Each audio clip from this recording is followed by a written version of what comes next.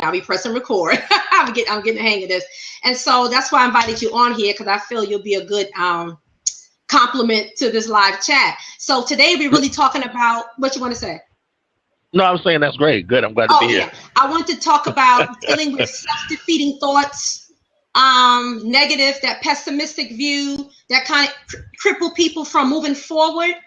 You know, those core beliefs that people have about themselves. And a lot, and when I'm talking about core beliefs, I mean negative beliefs about yourself. Like I said, sometimes these core beliefs, they do stem from our childhood most of the time, or some kind of event that someone have encountered.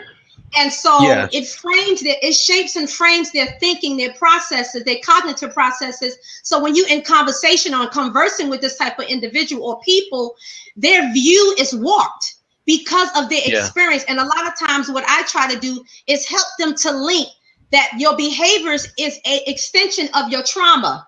You're not bad, but you're displaying bad behavior because of what you went through. So they're actually symptoms of what you've experienced.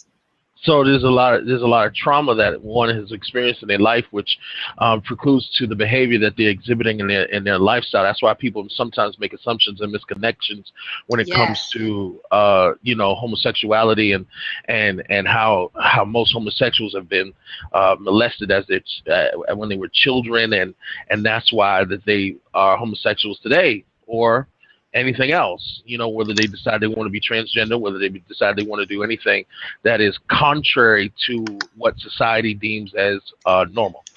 So Cheryl, listen, I think calming the anger. He said he lost us, and I don't know. It just dropped. Yeah.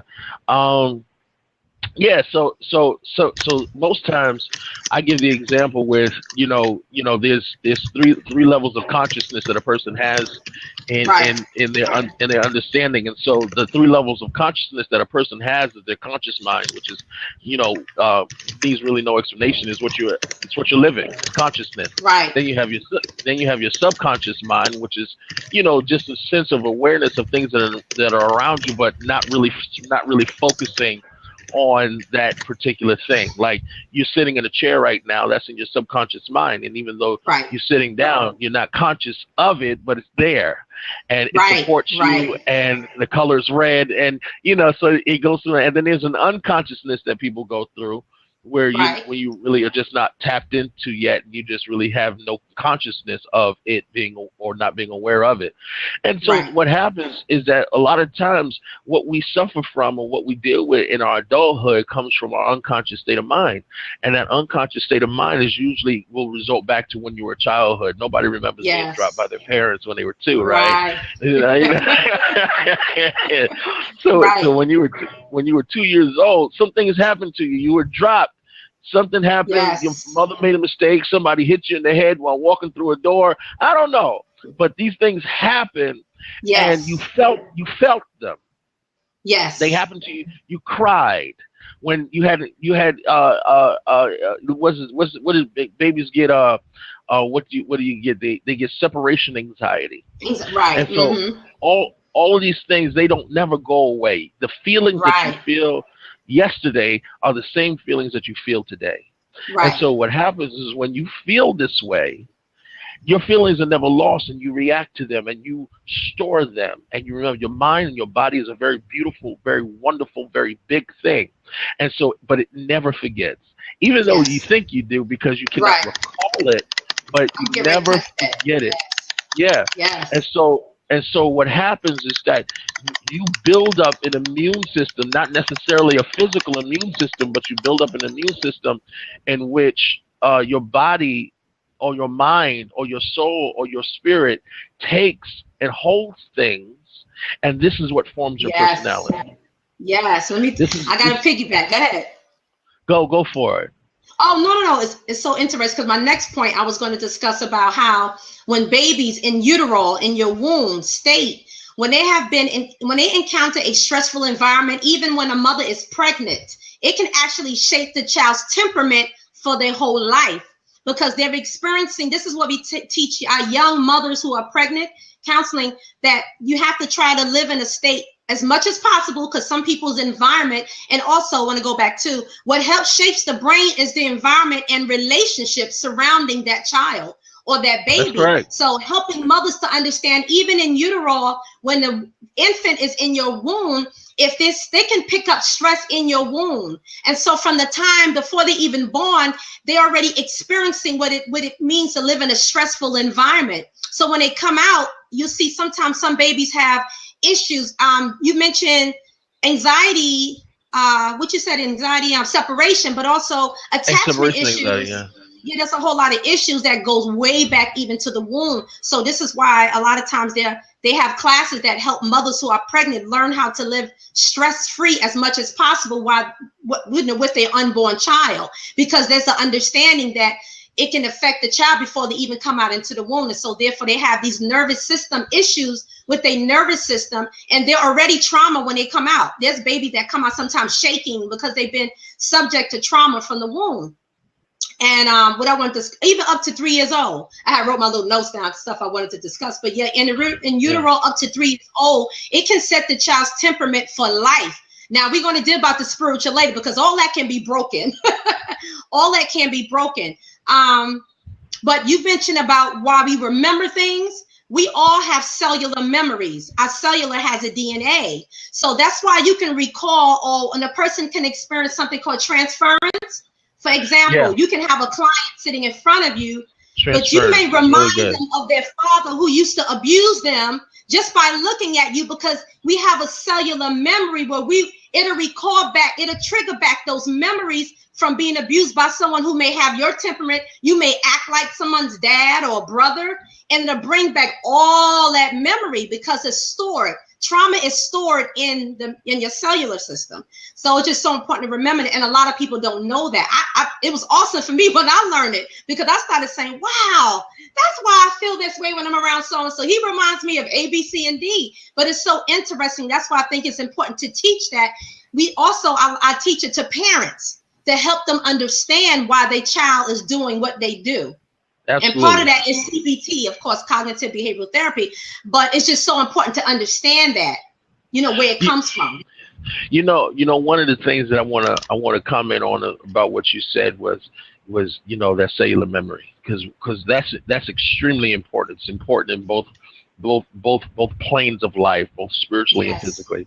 The physical understanding is that if I could give an example about that memory system that is not just linked to your head and your brain, but there is another memory system that people are generally familiar with, but they don't give a lot of credit to, and it's your genealogy.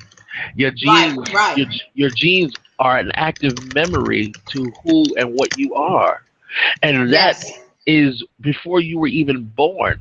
There are things about us that are still alive through memory. They're still living through someone else. Things that we have never lived, things that we don't know, things that we haven't even experienced that are living inside of us every day. Come on. That's right. And those things are supposedly what we are to be acting out when we go through life. So that memory system is not just in our head, but it's in that cellular system that you just spoke about. That cellular system that your cells remember. Every year, there's your body just regenerates itself. I forget how many trillion of cells that we have. Who knows? Yeah. But there's a certain level of cells, but it takes 1 year for the entire body to remake itself over again. Now, that doesn't seem like it makes sense. Now, of course, it takes time. Parts and parts of us are being remade over and over again as time goes on. But then how does it remember all of that? How does it remember that we have, some of us have sickness? Your body's constantly fighting sickness. It always wants to be well. So how does it know to regenerate itself? How does it know to keep everything as it is? And it's not just simply because it's supposed to, but it is it is for a specific specific reason, and we have to know what Absolutely. those reasons are. And that's why when it comes to trauma, you remember your trauma. That's when it happens. When it comes to pain, you'll always remember your pain. And that's when it Right. comes to discomfort, you always know how to make yourself comfortable, because nobody likes pain, nobody likes discomfort, nobody likes to That's be right. in a complete mess. So guess what? We train ourselves. We train ourselves Come to on. how to live right, be fat, and live comfortably. Come on, right? And so and listen, Absolutely. I know I do, and so and so and I so, hear you tell the and truth, so thank you, yeah, never. yeah. So I don't like to live in pain. I don't like to live in pain. So I know what hurts. And so what I try to do is avoid that which hurts. But that's a Right. natural human reaction to what we Right. are and where we are.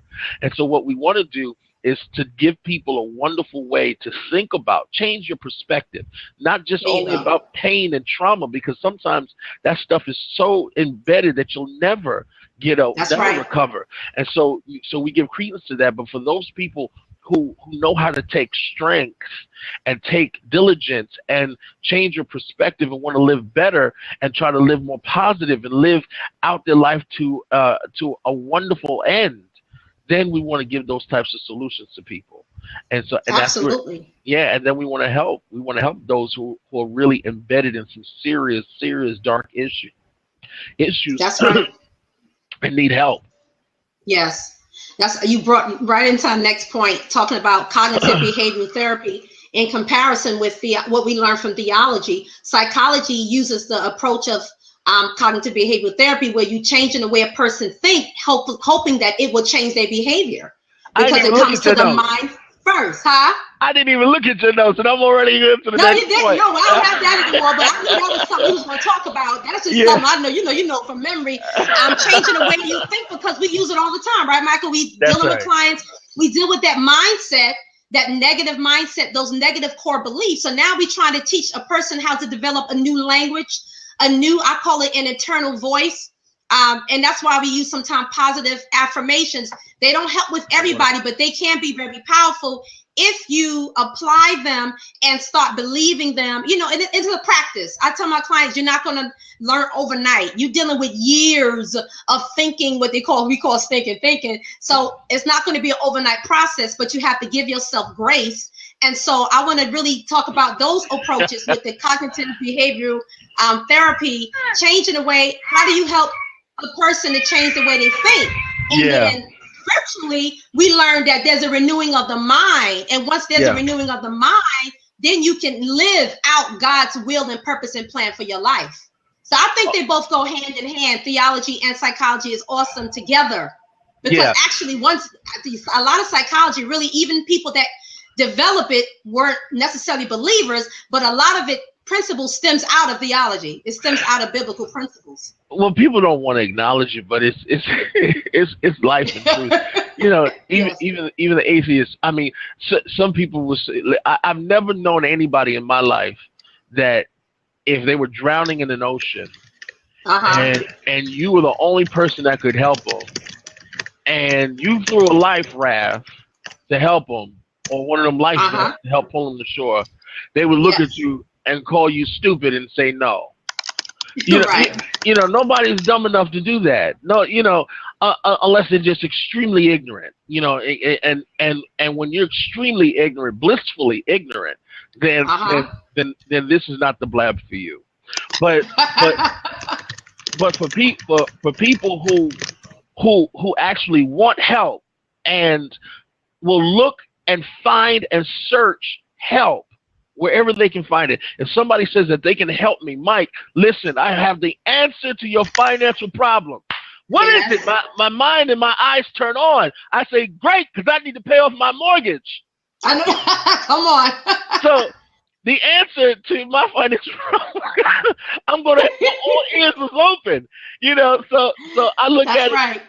I look at it like, if you have help, and if theology, if spirituality, these are not just Yes. tools that you use. These are not just something that you pick up and put down. This Come is on. this is something that you take onto your life and you use it every single day as a part of Yes. your holistic care. So Yes. So guess what? I am everything. I am everything that I ever wanted to be. And so that what does that mean? So I always wanted to be healed. I always wanted to be well. I always wanted to be rich. I always wanted to be smart. I always wanted to be in power. I always wanted, whatever the case, I am everything I ever wanted to be. And so, and I refuse, and I refuterate all things that are negative and not what I intend for my life. And so I pull it out, push it out. Guess what? And if you call that spirituality, if you call that theology, if you call that God, if you call that good thinking, I don't care. Whatever you decide to call it, it is what it is for you. And that's what heals you. That's what makes you better.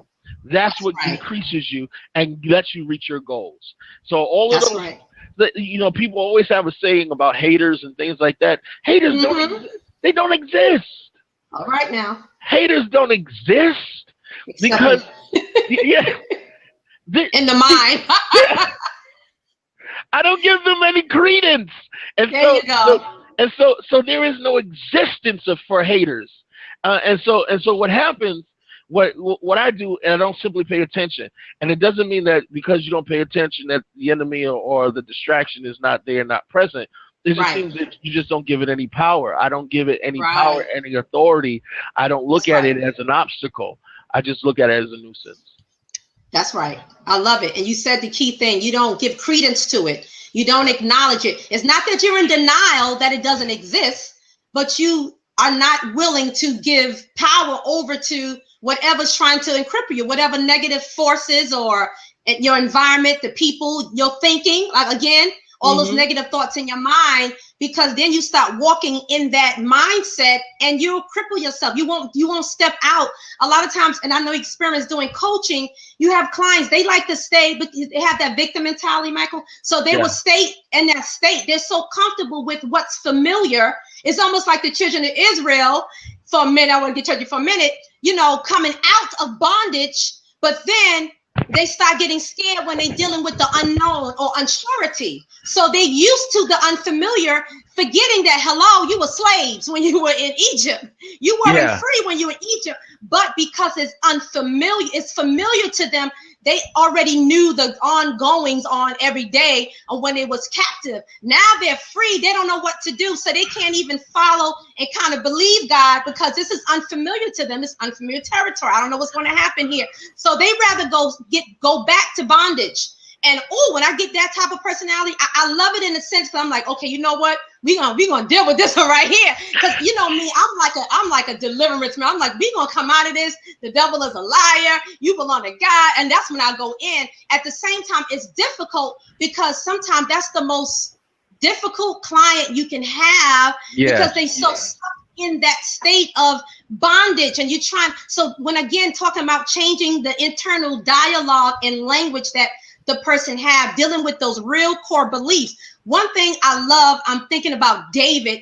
You know, even David acknowledged the awesomeness of God, and even him, he changed his dialogue. He said, God, you knew me from the beginning. You know, God knows all my intricate parts, that I am fearfully and wonderfully made. And he spoke and proclaimed that. That's why a lot of times we refer people to that scripture in Psalms 139, because it deals with acknowledging God and acknowledging your identity in God, not the identity that comes from your experience, what you experienced as a child or your environment or those negative thoughts, but your identity in God, who God created you to be. And so that's why I think it's so powerful. I just want to read it real quick.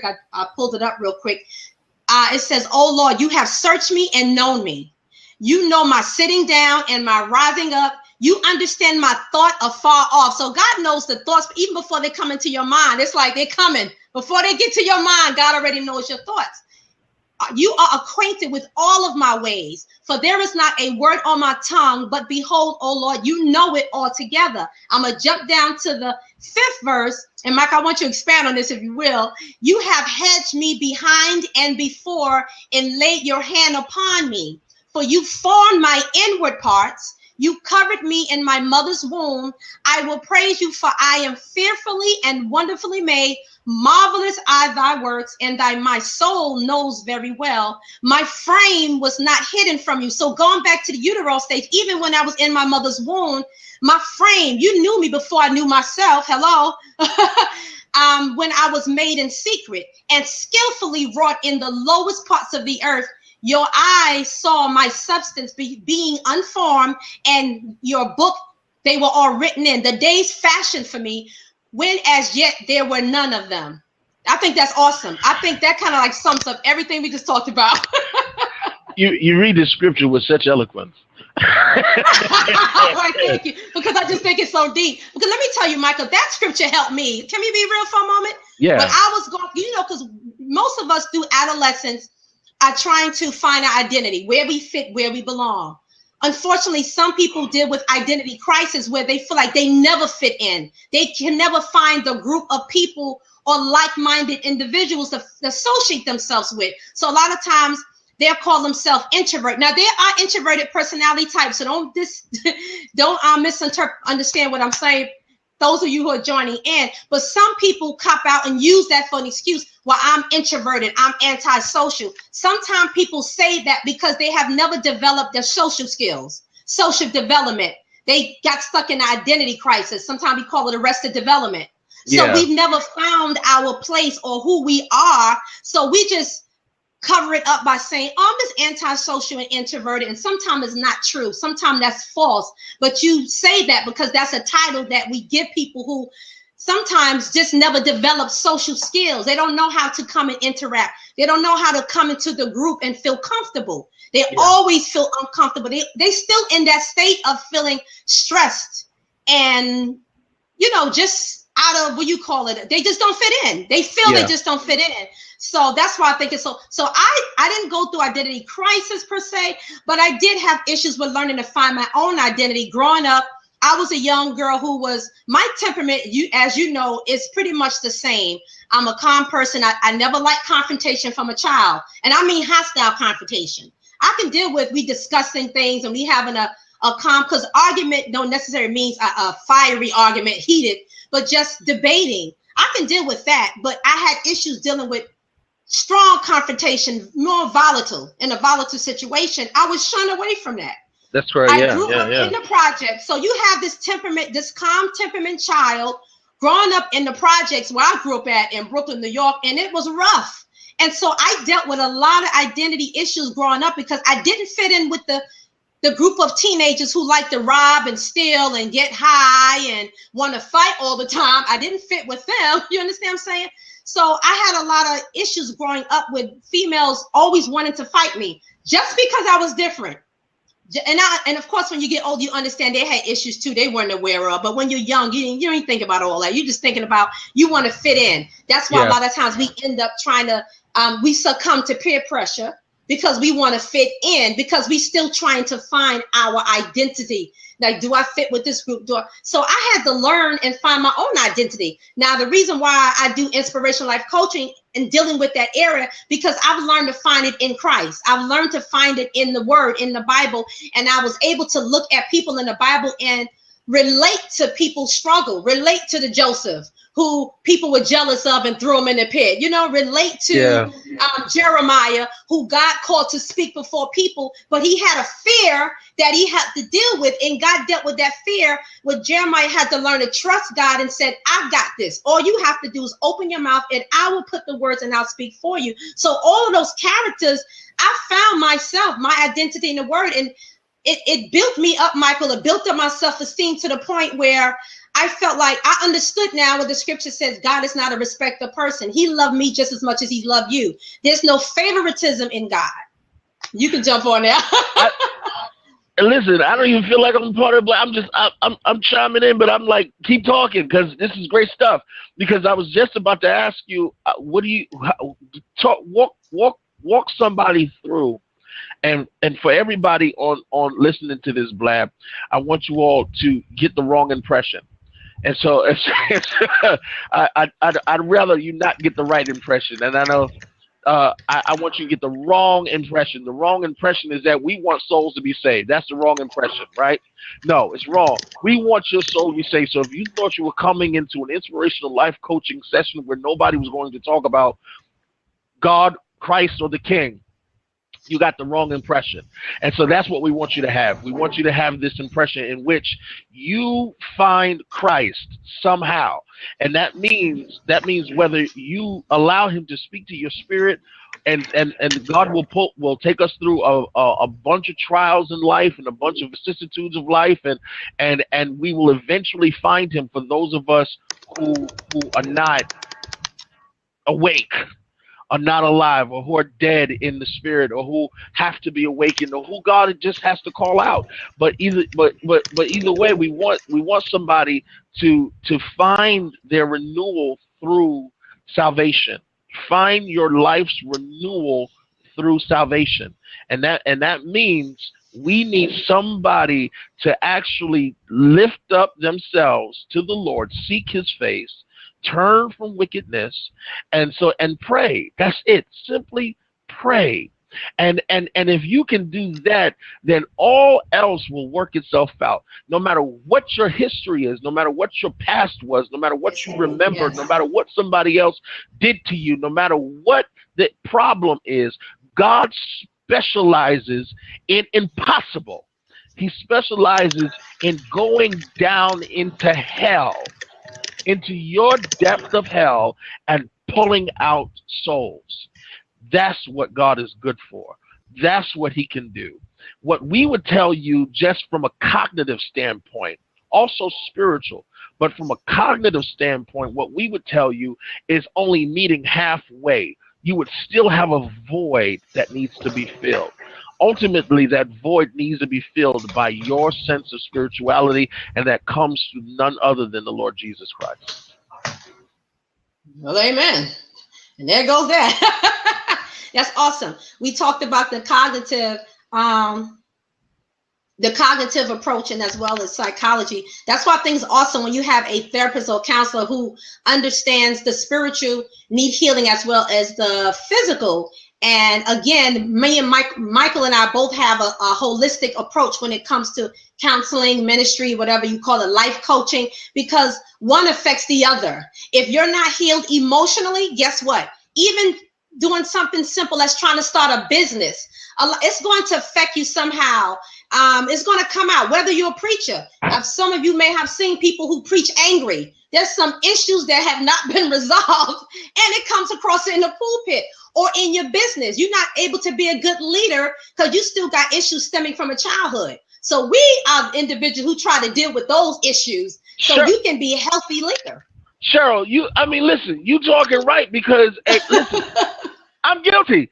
You know, people, we keeping it real, y'all. Come on, because I'm not here to be perfect, and that's right. and because I got a certification and I'm educated in topics, doesn't mean that I've come to the right conclusion, that I got the right answer. And so what happens is that I utilize, for me, therapy is this. This is therapy, according to Michael Chase. Use everything. Use everything that is good for you. Use everything that results into a positive destination. Use everything. And one is no more greater than the other. And I'm going to tell you, I'm going to explain why I say one is no more greater than the other. Because depending on where you are at in life, you lose nothing. And so because you lose nothing, one can highlight itself to be greater for you at that time because you're utilizing it more. So in some areas, say death, and you mourning. Some people cling to spirituality more than just, than eating right. In the case of losing weight, it means more to you at that point. What you have to do is connect and cling to that which is greater for you at that moment of your life. Whatever you can pull through. Now, you never lose anything. So what that means to me is that I never forget nothing. I never lose anything. I leave no stone unturned. Everything in my pathway is good and necessary. That means haters, you're good, you're necessary. Positive people, you're good, and you're necessary. Negative circumstances, you're good and you're necessary.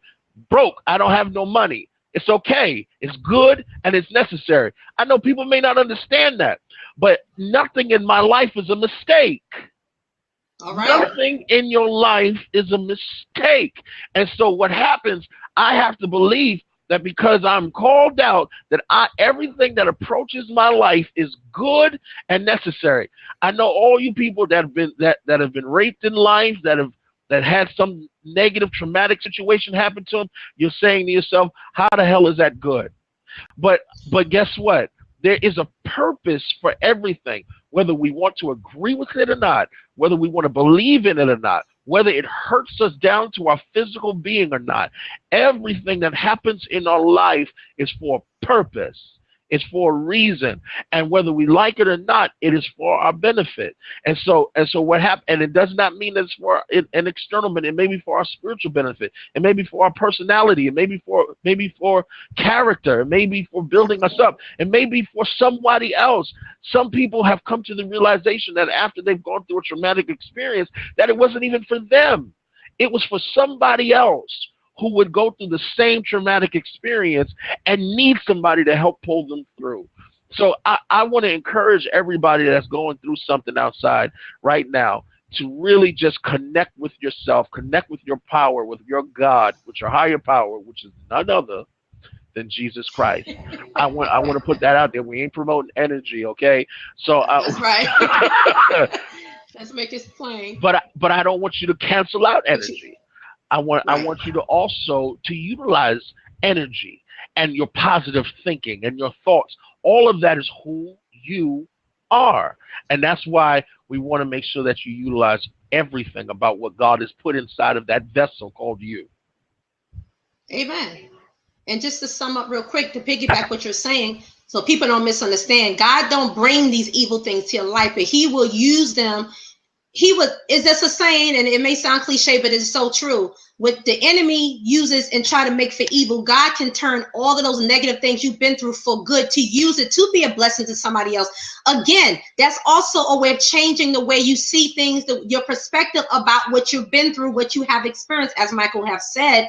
And I was working with a client today, and I was helping her to understand finding a better way of seeing things this morning, instead of looking at the negative side of it all the time. And I was trying to get her to say things out loud and to recite things with me, to get her to understand that this may have happened to you, but you don't have to let that dictate your future. You know, you can change your story, and we hear it, but it's so true. You can change your story today. See, now we dealing with, it just skipped my mind, positive psychology, that Rogers, that deals with, living your, I guess, solution focused therapy, where you focus on how can I live today and in my future instead of dwelling in your past. Yeah. And we know who's good for that, which I love him. I love a lot of his theory is, what's the famous theorist? Oh my gosh, dealing with your issues from when you were young, and Freud. Dealing with a lot of the issues you dealt with when you was young, you need to go back to this place to understand the root of something. Because if you don't know the root, then you'll still be in a state of blindness, because you don't have no understanding. It's important to understand, but don't stay stuck there. Now you got to get focused on living for the day. Okay, that did happen to me, and that's part of who I am. But all of that can be used, like you have mentioned.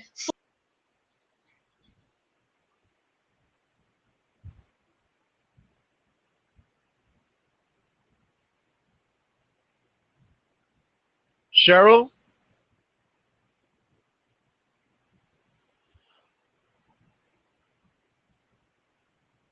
All right, I think Cheryl popped out. I think she's gonna have to let herself back in. But what she's saying is absolutely true, and I think it's awesome. What we're going to do is because we actually only intended for this to be a half an hour, so we've reached that half an hour already. We started at 6:30. Now it's 7 o'clock. What I want to say is thank everybody for coming on and listening thus far. And, make sure you reach out to us somehow, write us a little note, type us something really nice and let us know what you thought about the broadcast, and if it was something that encouraged you, if it was something that didn't. We're very open-minded, and we want to make sure that people get a chance to speak themselves, speak their mind, and see what it is. Let me see. I see Call Me With Anger. Open up for dialogue. All right. Let me see if I can respond back to you. Cheryl is the host. I am new at this. Tell me how. How about that? Because I don't necessarily know exactly how to open this up for dialogue, but I would like to. Cheryl is coming back on. Cheryl? Yes. All right, you got Call Me With Anger. He says he wants to open up for dialogue. Sure. Let me see. Right here.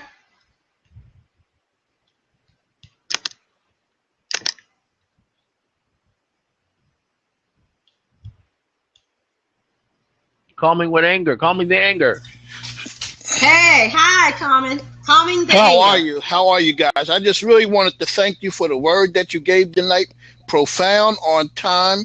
And what I really enjoyed about it most is I'm a licensed marriage and family therapist. Awesome. Good. To see how you guys are able to join the therapy with the spirituality on this vehicle, I think it really taught me something. And I'm if you don't mind, I'm going to steal from you guys the same show and do it on Mondays.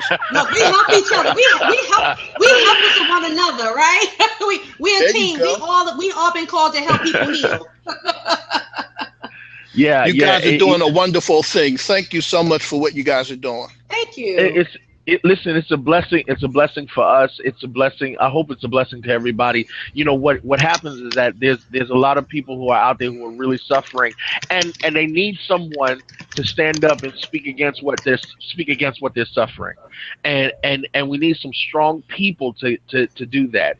And Cheryl and I have both been committed to, not allowing the status quo to resonate throughout everywhere and everybody. We want to be able to, combat some of that stuff and speak our minds and tell, what thus saith the Lord, and be true about it. So that's why we've taken on this medium, and it's really an awesome tool. And we're glad, because we want this. We want people to do this. We want to flood Blab with whomever, however, and take that on.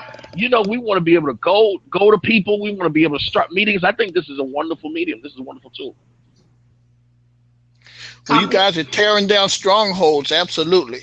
Yeah. Well, calming. What's your name? Calming to get the anger. Ron. Ron. Yep. It's a pleasure. Okay. It's a pleasure. I think too, with the spirituality piece as well, dealing with people who have, it's kind of difficult sometimes in the field, just staying focused on the physical and the psychology side of it all the time, because sometimes people need to know that there is an enemy out there. Just be real. And he comes to kill, steal, and destroy. Steal your mind, take away joy, everything. And sometimes people just need God. No matter how much medicine they take, what cognitive or whatever therapeutic approaches you use, sometimes they just need to be healed spiritually. A lot of times their sickness is from a root that's spiritual, and people need to understand that. So no matter what and sometimes I think folks get stuck because they're trying to help individuals, and if they're not dealing with the spiritual side, which to me don't make any sense, because God created us holistically. There's a mind, and there's a spirit, and there's a soul, and there's a body. And you need to deal with the spiritual part of the individual. If that, you can do everything else externally all day. If you don't deal with the spiritual, that person to stay in an endless cycle. You may have a time when you may be doing well, but then you still, we're battling. People are being tormented, if you will, with these spiritual issues that are not being addressed. And so I'm so adamant about, let's deal with the whole person.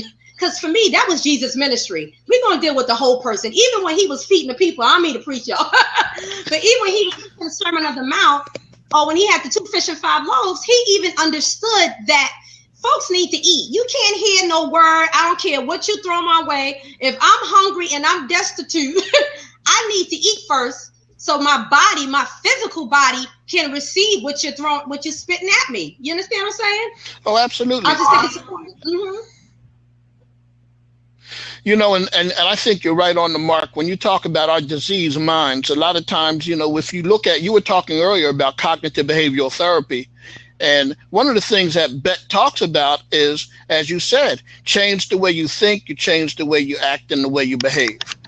You know, and it's if you take the sinful mind out of the person, then the person can act in a spirit of righteousness and in the spirit of godliness. And so it's really no different. In fact, a lot of those theories come from them borrowing it from the scripture. Yes, yes, yes.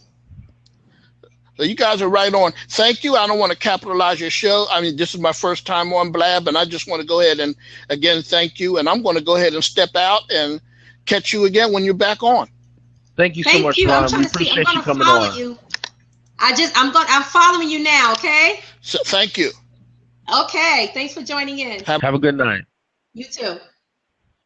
See, Cheryl. All right, thanks so much. Yeah, that's awesome. You know, that's what we need. Yes. We need people who are positive and want to speak positive and do positive things, but also who want to change their lives and really kind of chime in with us and go on.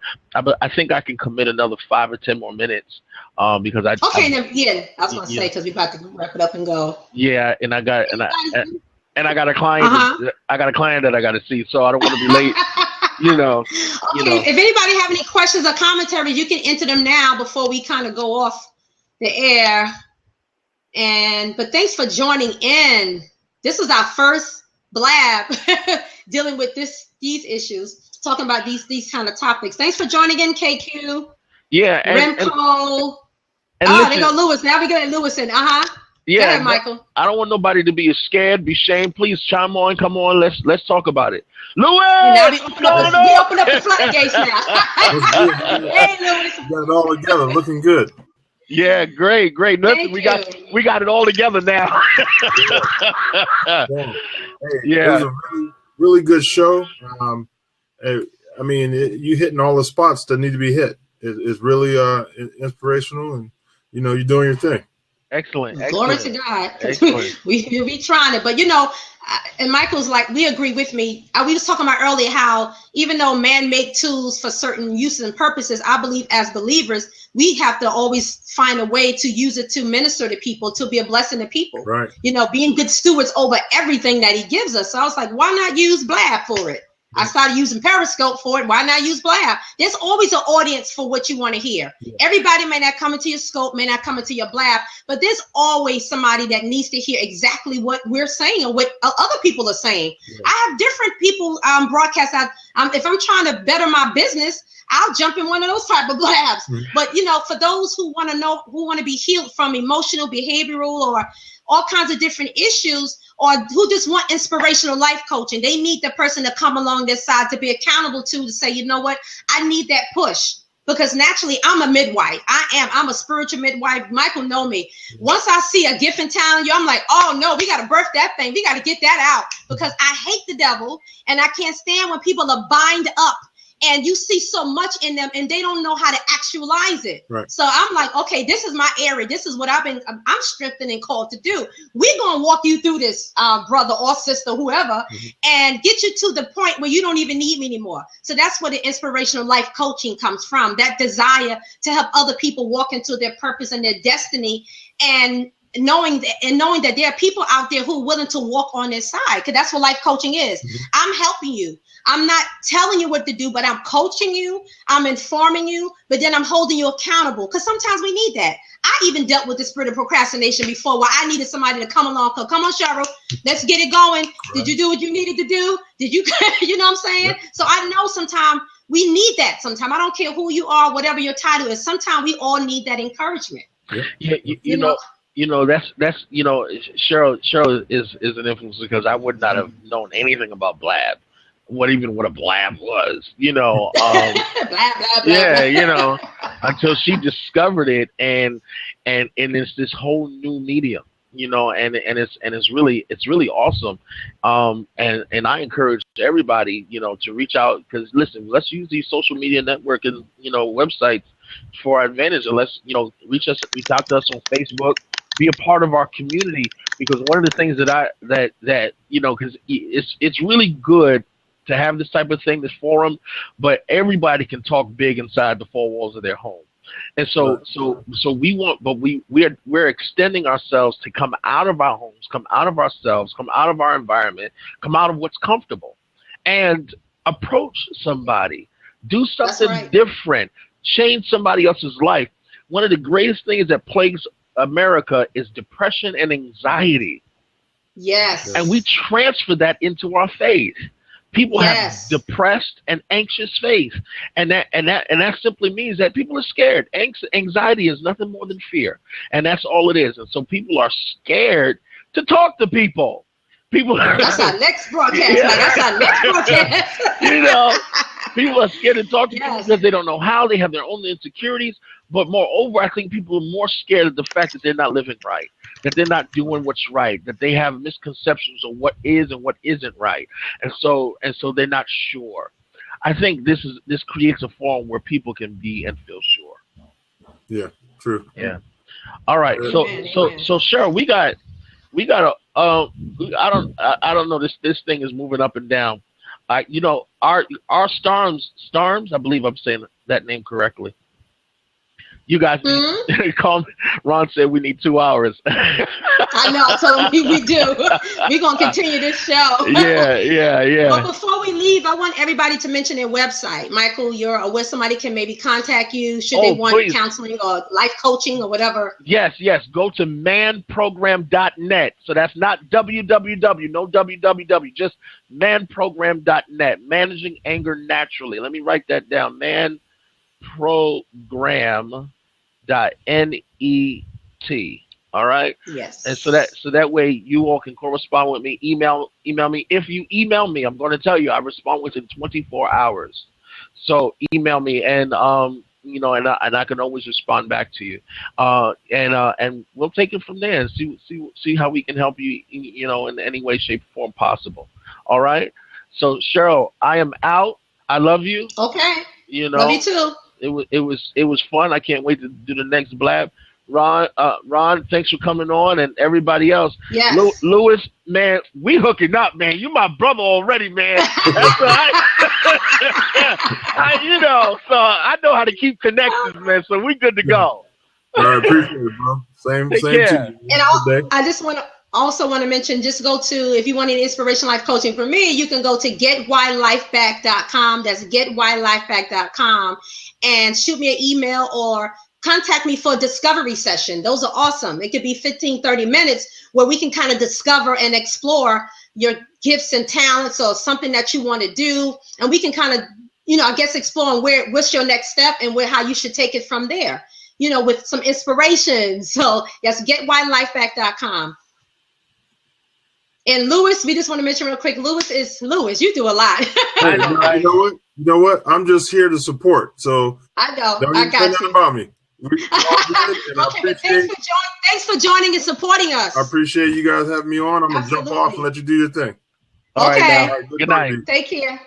Well, Michael, we're going to wrap this up. Thanks, everybody, for joining in. We got to figure out a schedule so we can be consistent with all of this, guys. So I'm going to try to do it every Saturday, and just get the hang of this we had some technical issues in the beginning. But thanks for joining in. And I'm going to go ahead and program another show as soon as I come up with another date. I'm so thankful. You guys have a great evening. And I might be on somebody else's blab later. Good night.